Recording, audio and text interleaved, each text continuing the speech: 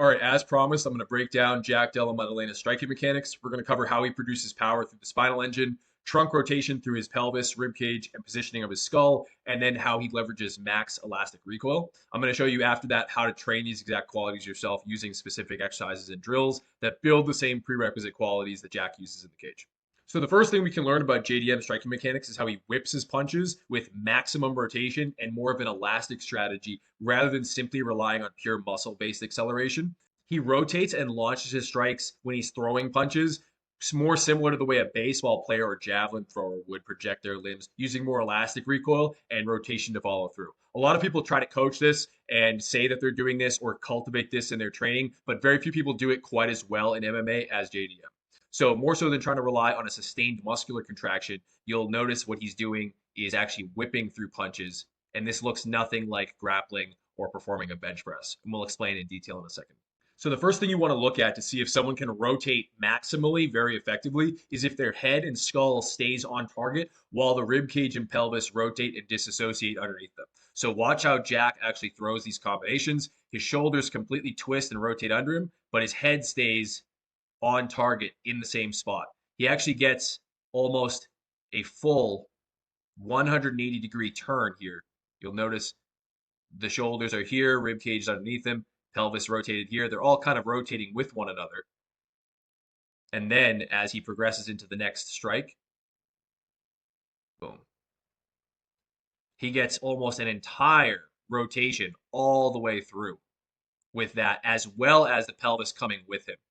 And the skull the entire time remained fixated on the opponent and never disassociated. You didn't see the skull actually rotate and look over here or turn at all. You see the exact same position, like a gyroscope anchored onto the opponent, here to here.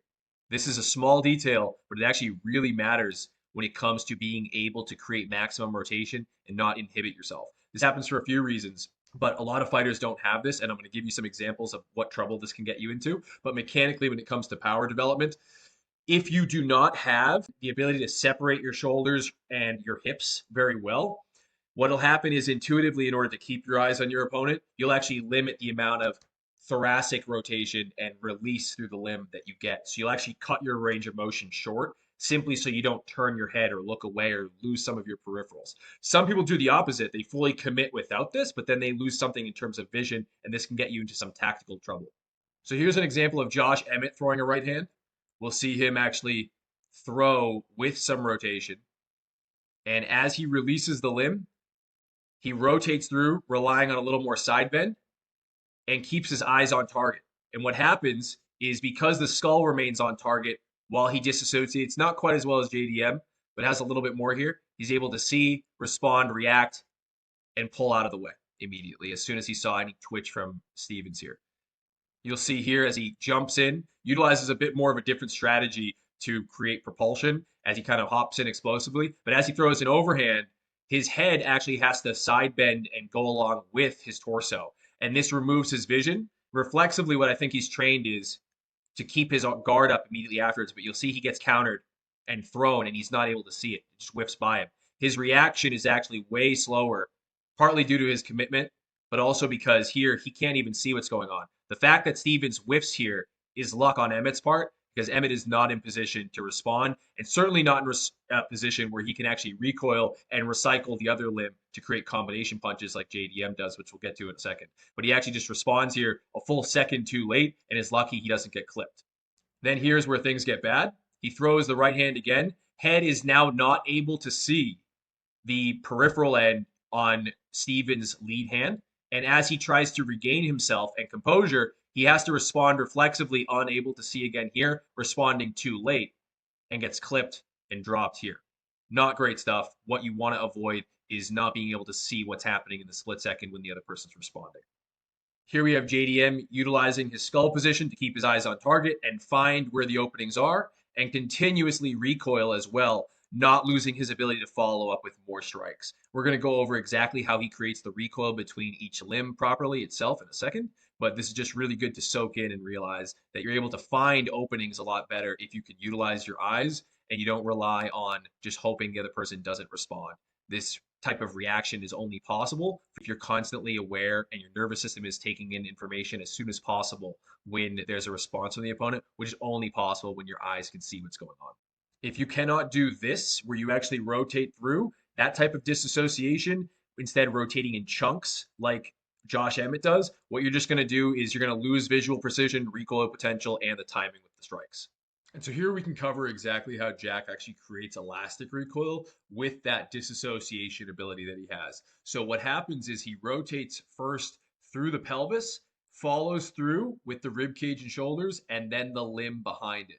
This is more similar to the way that actual athletic throwers like baseball pitchers and javelin throwers, etc., create an elastic propulsion system, more so than the type of things you're going to see with creating muscular contractions where it's all about squeeze and compression. This is about allowing the passive tissues of the upper limbs and the trunk actually allow you to rotate through without relying on actual ATP and muscular contractions to propel the entire movement.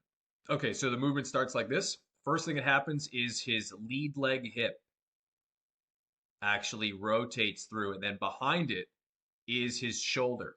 And then behind that is the limb and the hand, and they follow through together like that. Again, notice how the skull remains on target the entire time.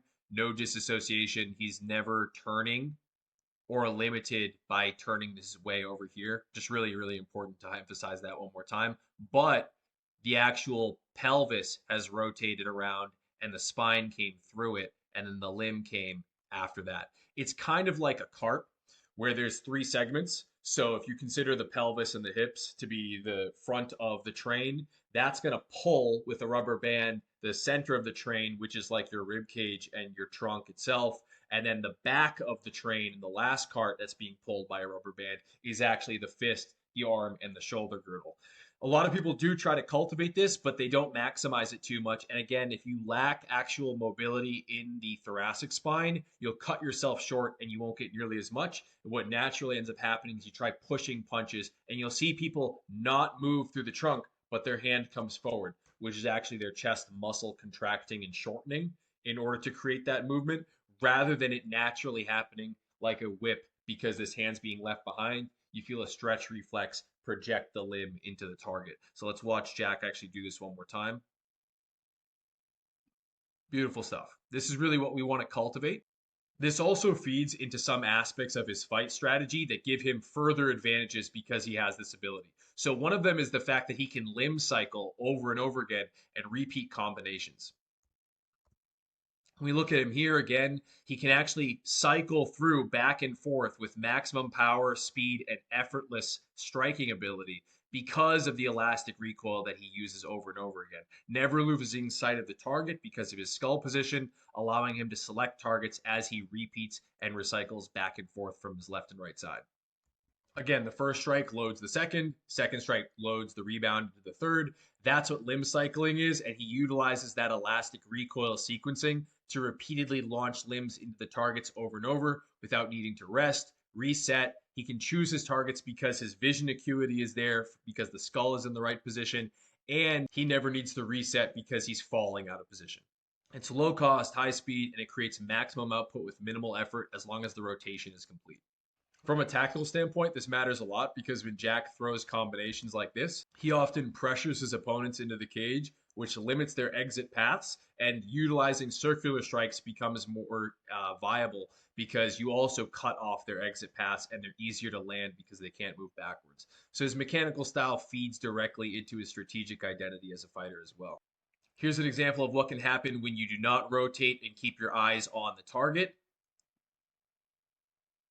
Not great stuff. Here's Jose Aldo in opposition to Josh Emmett, creating great elastic recoil strategies instead of a muscular propulsion system. He drives and lets his lead arm actually stretch fully behind him like he's doing a dip, loads his leg, his shin angles forward, drives through and rotates through the rib cage while the lead arm is stretched and whips behind him and finds that spot right underneath Jeremy Stevens because he's able to see.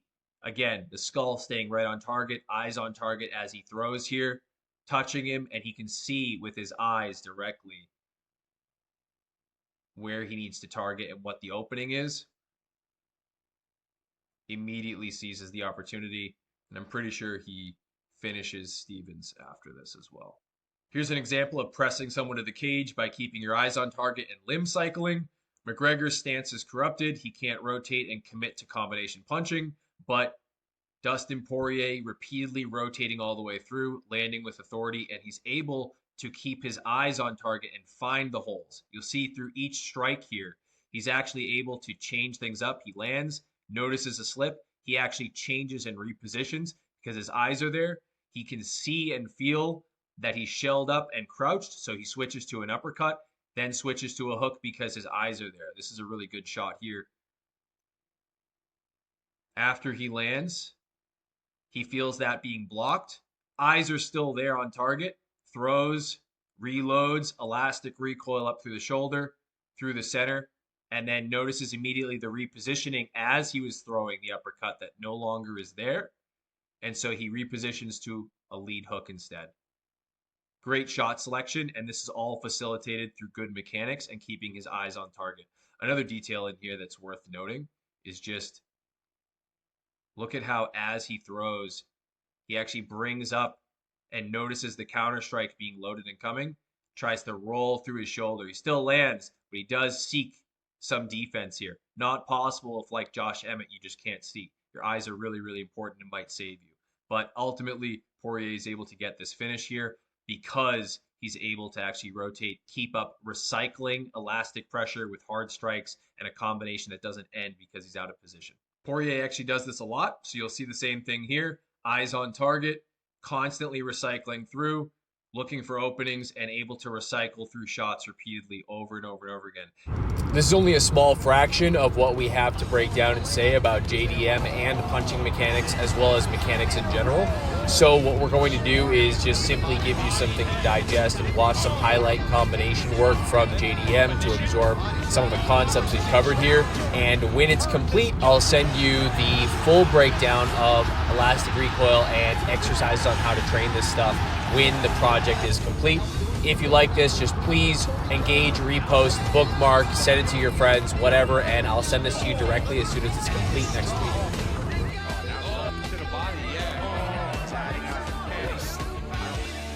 Maddalena needs to go to the body. Put something. That left hook, shoot. Oh, working offense.